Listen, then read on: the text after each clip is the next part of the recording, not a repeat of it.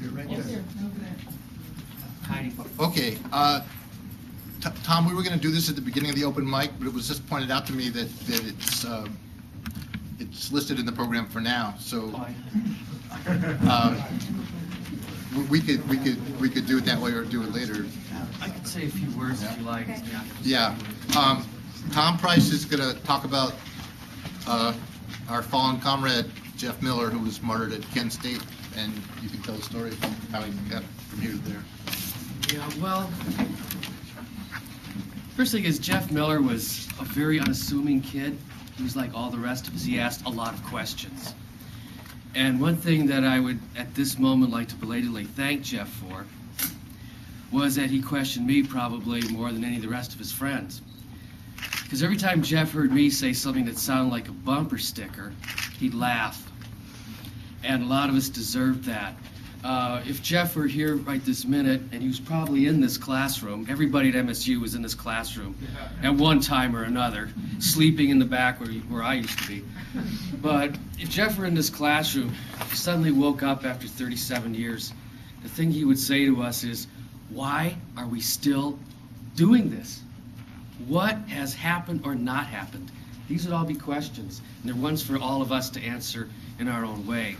I don't want to, dominate the rap here, as they say, but the one thing that I recall from Jeff is that when he went to Kent State, which was just about 6 months prior to his being murdered by the National Guard, when Jeff went to Kent State, he was still questioning all of us. Jeff was questioning us in SDS. He came to meetings, and he asked questions afterwards.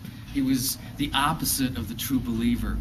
I think if Jeff had a motto, if I could posthumously give him that motto, it would be, don't believe everything you think. And I think that Jeff would be proud to hear that. And I first met Jeff in Hubbard Hall in the grill. Do you remember when the dorms had grills? Remember that? The dorms now have free enterprise zones where they used to have grills. We would have sat in if they put a Taco Bell in the Hubbard Hall grill. Okay? But anyway, I met Jeff there because those were places where people got together and talked to each other. And we use these little hip phrases like rap, but that's what it basically meant, was talking. And Jeff always questioned every single aspect of authority, especially our authority, our presumed authority as a political movement. And these were lessons that I learned very belatedly. But anyway, I can give you one anecdote about Jeff. Some friends of mine and I were at the old Varsity pizza place. A lot of you folks might remember that. That was on Grand River. It's now some really hideous sports bar. But anyway, Jeff, we were waiting there for him, and we were sort of not in the mood to be harassed by anybody. And these frat guys started harassing us, and we thought, okay, we're going to have a fight. Half of us were from Detroit, so we thought, well, it might be a fight. We'll probably lose. But anyway, we're sitting there, and we were in that frame of mind where everything's moving real slow. And so we thought, well, we might have a fight, but it might take us all night to do it. Anyway, a guy came in, stood behind these frat guys, and tapped them on the bed. I'm not against frat guys. I mean, I was almost one myself. And it was called Sigma Delta Sigma. Right. Okay. But anyway, this kid tapped on these guys who were harassing us. It turned out he was their frat brother, and his name was Jeff Miller. And Jeff talked him out of this. And we thanked him for it because we were too stoned to stand up. Anyway, Jeff sat down with us and told us, sometimes you just have to talk things out. And we said, well, half of us can't talk at this moment. But in any case, this was shortly before Jeff went to Kent State. And he was well known for bringing record albums over to your house, the first person to get them. And he always had a habit of bringing the coolest ones over to my house because I had the biggest stereo. It's the size of this whole thing here. And so Jeff brought over Volunteers of America. And I remember a line in that one which gave us some cause for pause at the time. The line was, everything they say we are, we are. And we thought, well, what are they saying? I mean, that's maybe not such a great thing. But we were questioning even that, and Jeff, in fact, was the person to question that. And again, if Jeff were in this room right now, as I said before, Jeff would say, why are we still here? Why are we still doing this? And if there was one person I could conjure out of hell, from whatever ring in which he currently resides, and that would be Richard Nixon. And I would like to tell Richard Nixon that Jeff Miller was not a bum. He was a kid like the rest of us, and the National Guard fired into the crowd and shot him down. That was a whole lifetime ago, and I hope nobody here ever forgets that boy. Thank you.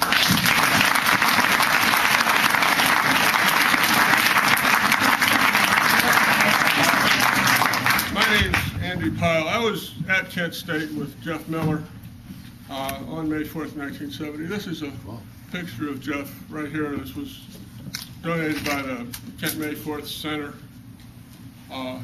just after he had been shot by an M1 rifle with a 30 caliber high velocity round. And there were 4 people killed.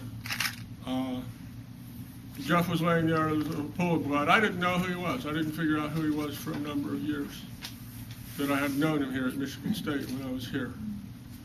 And before, Jeff had been planning to transfer to Kent, and he was always coming around the SDS people asking us a lot of questions. There had been an article in the SDS newspaper, New Left Notes, called "The War is On" at Kent State University about what the chapter had been doing. And he was very interested in that, but by the time he got to Kent, SDS was not at Kent State anymore. Number one, it had been banned by the administration for doing what it should have been doing. And number two, SDS was destroyed. There are different historical interpretations. Some people say it collapsed. Some people say it was destroyed, and everybody should read the materials and figure out for themselves what they think happened. I saw Jeff on the night of May 3rd. There were like 4 days of demonstrations. And he was asking what was going on, like everybody was. It was a very confused situation. And we went up over the hill when the tear gas started. And then on May 4th, we went up over the hill again when the tear gas started. And then there was gunfire. And then here he is.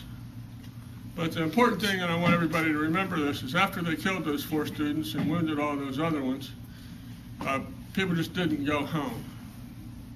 People went right up to where the National Guard had their perimeter and sat there and refused to leave. In fact, I think one of the reasons they closed the university at that point is because they realized that people weren't giving up. There were like fresh waves of people coming out after every day of the 4-day demonstration. So I guess the lesson is just carry it on.